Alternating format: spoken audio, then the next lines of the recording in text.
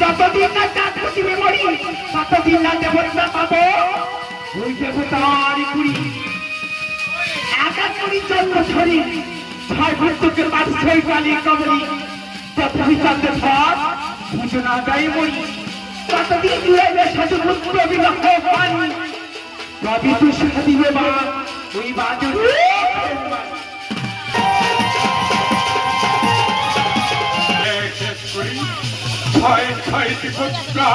কালীর কবরে নিক্ষেপ করে ৭২,০০০ দাবি ভাজি সহ ১৪খানি দিঘা সাগরের দোলতলায় চলিয়ে গিয়েছে। নির্মম ভাবে ওঠা ধনন্তরীকে সর্বাঘাতে মৃত্যু করেছে আমার আরাধ্য দেবতা দেব সর্বমান প্রতিজ্ঞা করেছি কবুরেই করিবে পূজা ইচ্ছাকে মুড়ি তুমি বলি আমি চিনতে পারিনি তবে শুনে আমার সত্য পরিচয় আমি হলাম ওই তরুণ কারণ উনি বদলি আজ থেকে চলেনি ওই দেবী ওই হবি না তোমায় আমি কি জন্য স্মরণ করেছি তা জানো? এবার আমার এই আঙ্গুলটাকে নিশানা করে দূরে লক্ষ্য করে দেখো তো লাগা কে এসেছে। আচ্ছা দাদা দেখেছি তুমি একটু হুন দাও আমি দেখেছি ভালো করে লক্ষ্য করে বেলেগা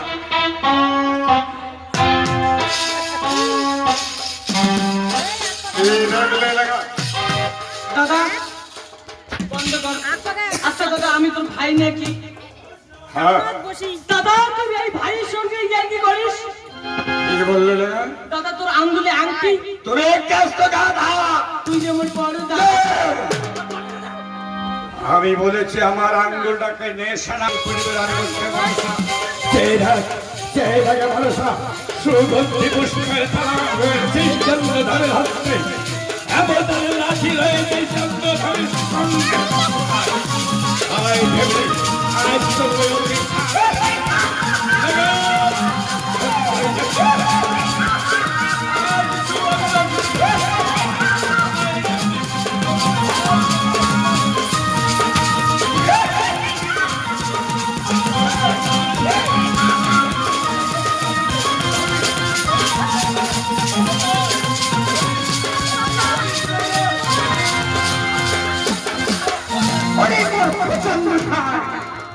তুই অহংকার তবে মনে রেখো চন্দ্রধার আমি যখন এসেছি তোমার কাছে এই পুষ্পাঞ্জলি যতক্ষণ তুমি মনে পুষ্পাঞ্জলি করবি না ততক্ষণ এখান থেকে যাব না।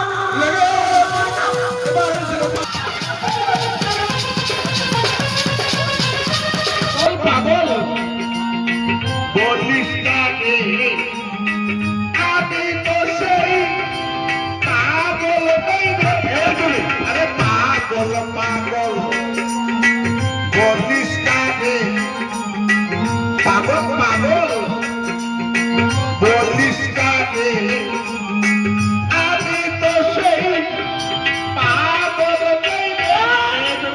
পাগল হয় উঠাই পাগল হয় কষ্ট ভাবি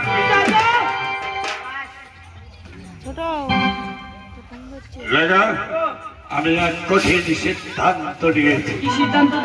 কনিষ্ঠ পুত্র দুর্লভ এলাকায় উপযুক্ত হয়েছে, বিদ্যায় বুদ্ধিতে পারদর্শী হয়েছে, তাই এবার সুলক্ষণা কন্যা দিয়ে লোকাই বিবাহ দিয়ে চম্পকের অধিশ্বর করবো। কি করিতে পারে চন্দ্রধরে এই মুহূর্তে আমরা যাবো কন্যা আসনে। তার পূর্বে ওই মনসা পূজার উৎসৃষ্ট পুষ্প আমরা এই সাগরের জলে নিক্ষেপ করে আমরা ওই পদে রওনা হব। কই কন্যা